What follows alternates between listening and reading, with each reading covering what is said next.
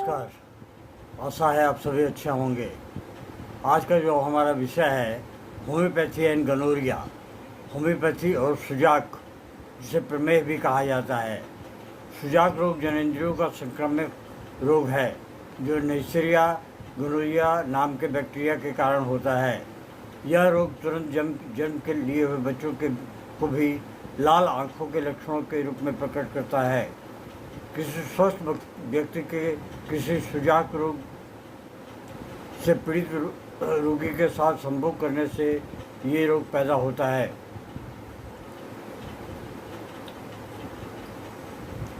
एवं उसे भी हो जाता है। सुजाक रोग के रोगी के साथ संभोग करने से सुजाक के जीवाणु स्वस्थ व्यक्ति के पेशाब की नली में जाकर वहाँ स्लैस्मिक झिल्ली में सूजन पैदा कर देता है, जिसके कारण रोगी को मूत्र लाल हो जाता है। उसमें से पानी जैसा पतला स्राव निकलता है। सुजाक रोग की यह शुरुआती अवस्था में 2-3 दिन तक होती है। इसे रोग का आक्रमण काल कहा जाता है। इसके बाद दूसरी अवस्था में गाढ़ा सा पीप निकलने लगता है। इसे रोग का तरुण काल कहा जाता है, जो 2-3 सप्ताह तक रहता है। इसके बाद सुजाक की तीसरी अवस्था आती है, जिसमें पीप से पानी की तरह तरल पदार्थ निकलता है। इसे रोग की समन अवस्था कहा जाता है। यह सुजाक रोग का जीर्ण काल है, जिसमें कि पीप मिला हुआ पतला सा स्राव निकलता है। इसी को प्रमेह रोग या सुजाक रोग कहते हैं। ये गलत जगह जाके और उनसे सेक्सुअल इंटरकोर्स करके ये लोग अपने घर में ले आते हैं। सुजाक रोग में प्रयोग होने वाली होम्योपैथी में बहुत सी औषधियाँ हैं और ये औषधियाँ प्रति व्यक्ति to व्यक्ति अलग अलग होती हैं, लेकिन हम आपको यहाँ पे कुछ गिने चुने औषधियों के बारे में बताएंगे जो कि पैथोलॉजिकल पॉइंट ऑफ व्यू से कार्यरत हैं। पहली जो दवाई है वो है थूजा।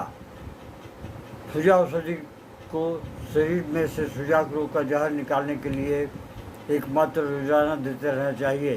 रोगी की पेशाब की नली का मुंह चिपक जाना, उसमें से पीले रंग का पीप मिला हुआ पतला सा स्राव निकलता है, ऐसा अगर लक्षण होता है रोगी को थूजा शक्ति की 30 की पोटेंसी बहुत लाभकारी होती है।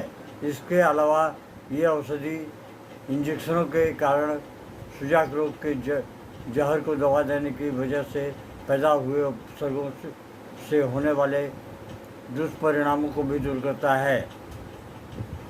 सबसे पहली जो औषधि है वो है ट्यूबरकुलिनम। ट्यूबरकुलिनम को ज़्यादा पोटेंसी में यानी कि 1 या 10 की पोटेंसी में 20 दिन में एक बार अवश्य देना चाहिए। वो भी जो है 2 बूंद या फिर होम्योपैथिक फार्मेसी से बनवा के लाएँ 5 पुड़िया और उसके 5 बार 20-20 दिन के अंतर से खाते रहें। उसके बाद में लें सिफिलिनम जो इसी की एंटीडोट है। उसे भी 1 या 10 या फिर CM की पोटेंसी बनवा के लाएँ होम्योपैथिक शॉप से, और फिर आप उसे भी 20-20 दिन के अंतर से आप इसे लेते रहें। अगली जो दवा है हम आपको बता रहे हैं कि नाइट्रिक एसिड है। रोगी के पेशाब के रास्ते में श्लेष्मा मिला हुआ पीप जाना और इसके साथ ही पेशाब करने के रास्ते में सुई के चुभने जैसा दर्द, पेशाब की नालियों का सूज जाना, पेशाब में घोड़े के पेशाब जैसा बदबू आना जैसे लक्षणों में नाइट्रिक एसिड औषधि का 6 पोटेंसी बहुत ही लाभदायक सिद्ध होती है। अगली जो दवाई है नेफेलियम। पेशाब की नली का मुंह लाल, सूज जाना, इंद्रिय त्वचा का सूज जाना, पेशाब की नली में बहुत तेज दर्द होना, रोगी के पेशाब में अमोनिया जैसी बदबू आने पर रोगी को नेफेलियम औषधि की 6 पोटेंसी बहुत ही लाभकारी होती है।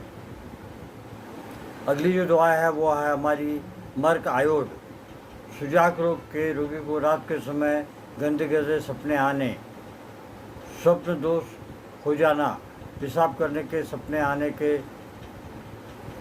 साथ ही वीर्य का अपने आप ही निकल जाना, रोगी को स्वप्न दोष होने का सुबह में पता चलता है।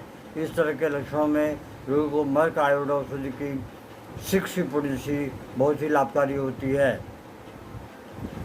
अगली जो दवा है हमारी वो है गुआ एकम। रोगी को सुजाक रोग की तरह का बदबूदार स्राव का आना, रात को सोते समय बिना सपने के वीर्य का निकल जाना, बलगम में भी इस तरह का थूक आना जैसे लक्षणों में रोगी को गुआ एकम औषधि का 6 बहुत ही लाभकारी सिद्ध होती है। दोस्तों, ये तो रहा आज का टॉपिक जो कि गोनोरिया के बारे में है। आप लोगों से अनुरोध है कि अगर इस तरह के लक्षण किसी व्यक्ति में अगर पाए जाते हैं तो उनको ये वीडियो साझा करें। नमस्कार। Long live homeopathy, long live Hahnemann.